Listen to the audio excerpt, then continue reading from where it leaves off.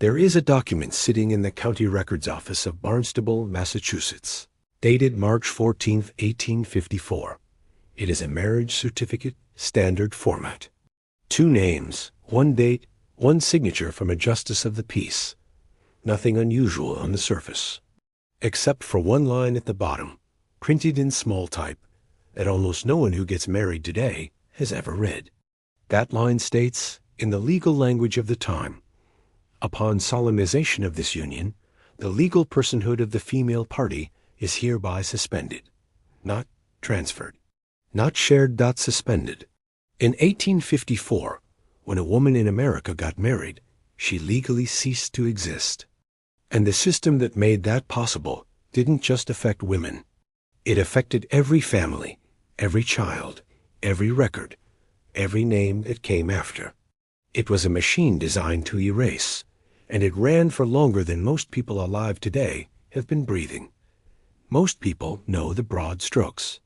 Women couldn't vote until 1920. Women couldn't own property. Women needed a husband's signature to open a bank account well into the 1970s. What most people don't know is the specific legal doctrine that made all of this possible. It had a name, coverture, and it was not a fringe law, not a regional quirk, not a temporary measure. It was the foundational legal principle governing marriage in every single American state from the colonial period through the mid-20th century. It came directly from English common law, specifically from the 1765 legal commentary of Sir William Blackstone, who wrote with complete seriousness that upon marriage, husband and wife become one person in law, and that person is the husband. The wife's legal identity was absorbed, covered, hence the name. Under coverture, a married woman in 1854 could not sign a contract, sue or be sued in her own name, keep her own wages, own property, even property she had inherited before marriage, make a will without her husband's consent, and in most states, keep custody of her own children if her husband decided otherwise.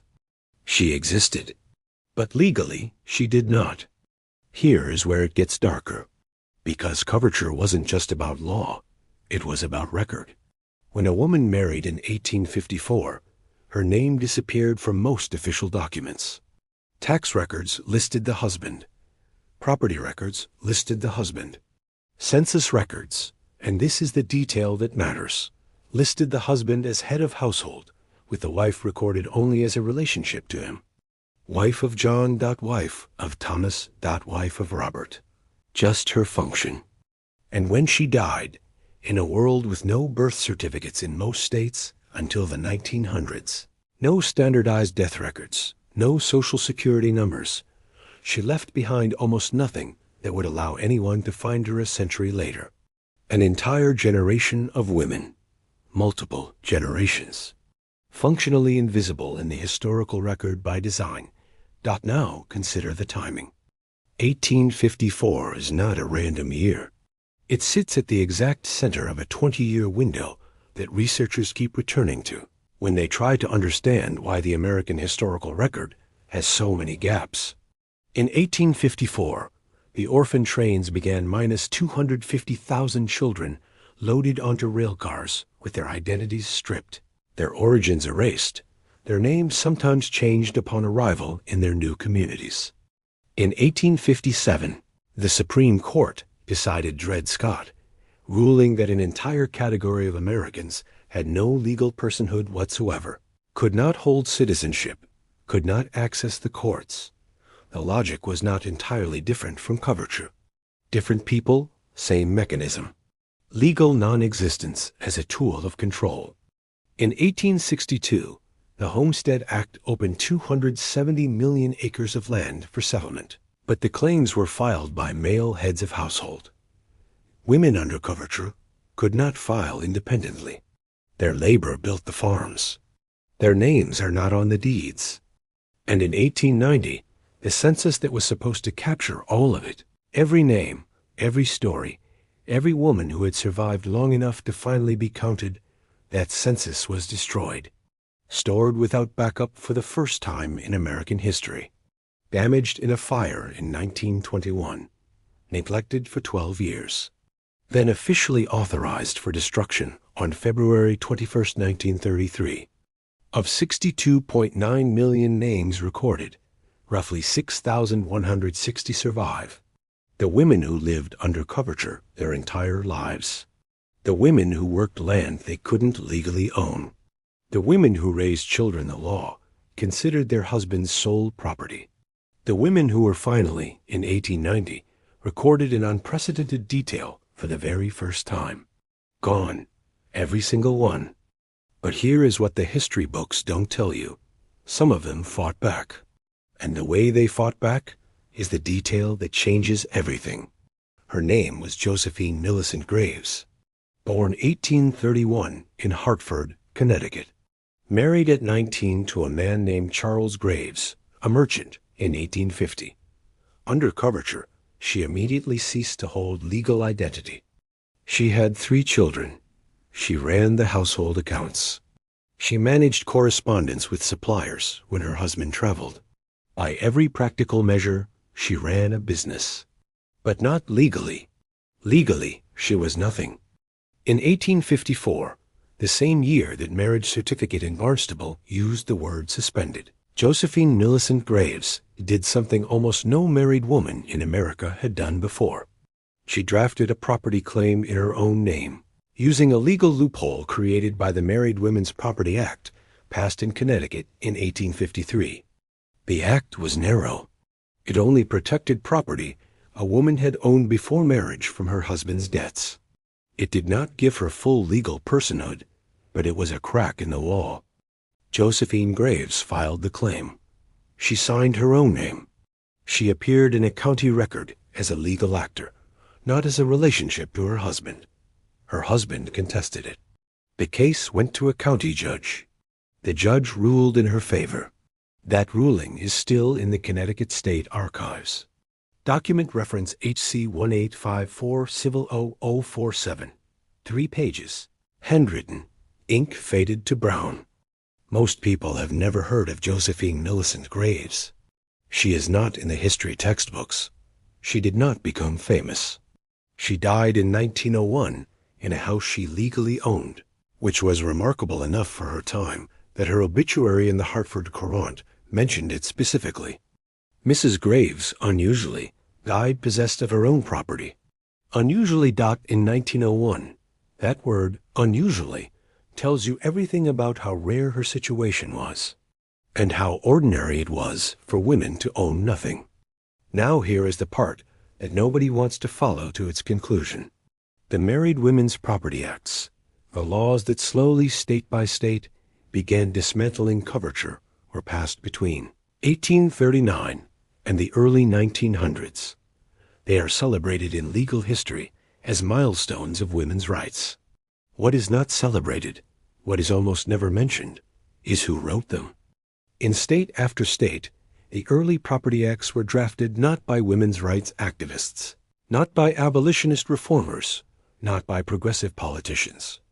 They were drafted by creditors. Specifically, wealthy men who had loaned money to other wealthy men and discovered that when those men went bankrupt, the debt couldn't be recovered because assets had been transferred to wives, who, under coverture, couldn't be sued. The first Married Women's Property Act, passed in Mississippi in 1839, was written to protect the property of slaveholding families from debt collection, not to liberate women, to protect the assets of the men who owned them. The crack in the wall of coverture was made not by justice, but by a different group of powerful men who found the wall inconvenient for their own financial purposes. And that changes the story entirely, because it means that the legal personhood of women was not gradually restored out of moral progress. It was restored, partially, slowly, unevenly, as a side effect of economic disputes between men. The women themselves, the ones who drafted petitions, organized conventions, argued before legislatures, were arrested for attempting to vote. They accelerated the timeline. They made it happen faster and more completely than it would have otherwise. But they were pushing against a door that was already slightly open for entirely different reasons.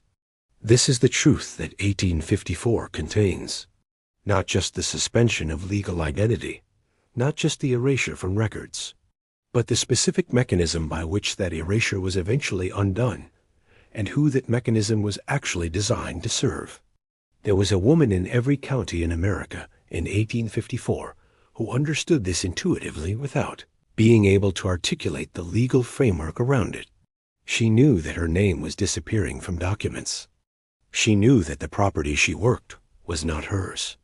She knew that if her husband died tomorrow, she would be dependent on the goodwill of his male relatives for everything. Some of them kept private records, diaries, letters, account books in their own handwriting, hidden in trunks, buried in attics, passed to daughters with instructions to keep them safe. Those records exist. Thousands of them. In historical societies, in university archives, in the attics of houses where the descendants have no idea what they have. And in the Federal Writers Project, those 2,900 interviews conducted between 1936 and 1940, the ones sitting in the Library of Congress, there are women who remembered. Women born in the 1850s and 1860s, interviewed in their 80s, who described what it felt like to be a person the law did not acknowledge. The project was defunded in 1939. The interviews sat unread for 30 years. By the time researchers began going through them seriously in the 1970s, most of the women who gave the interviews were dead. Their daughters were dead. Their granddaughters were old. The last living memory of what coverture actually felt like from the inside. Not as a legal doctrine, not as a historical footnote, but as a daily experience of being a person who officially did not exist, is almost entirely gone. But the documents are not gone. The Connecticut State Archives still have HC-1854-Civil-047. Josephine Millicent Graves' property claim. 3 pages, handwritten, ink faded to brown. The Library of Congress still has those 2,900 interviews. The county records offices still have marriage certificates with that line at the bottom, the one that uses the word suspended. The truth about 1854 is not hidden. It is sitting in filing cabinets, waiting in archives, fading slowly in the handwriting of women who knew exactly what was being done to them and found ways to say so anyway. The question is not whether the record exists. The question is whether anyone is willing to read it, and whether, once they read it, they are willing to say out loud what it actually means. The Federal Writers Project Life Histories are available at the Library of Congress American Memory Collection. The Connecticut State Archives are publicly accessible. The county records from 1854 onward exist in every state. The record is there. It has always been there.